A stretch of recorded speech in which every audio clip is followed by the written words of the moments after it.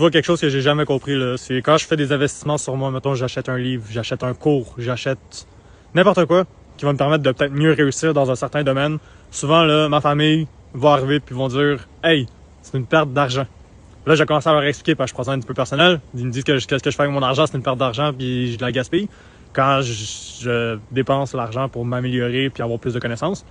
Là, naturellement, je me défends. Et là, ils finissent par me dire à un moment donné, « Ah ouais, mais de toute façon, tu sais, t'aurais pu mettre cet argent-là ailleurs. Puis si ça serait aussi facile, tout le monde arriverait à devenir riche. » Truc de même aussi, ça finit toujours par être ça. Ce qui me fait rire, parce que de un, c'est un argument de merde.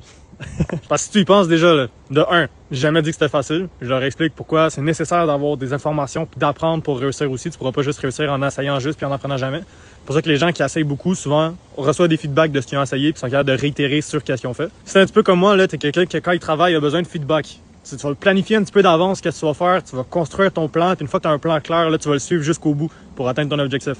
Puis le problème avec le chemin pour devenir riche ou faire de l'argent, c'est que tu travailles longtemps, un travail plate, qui donne rien, puis que tu reçois pas de feedback directement. Je prends par exemple la personal brand, le truc que je suis en train de faire en ce moment.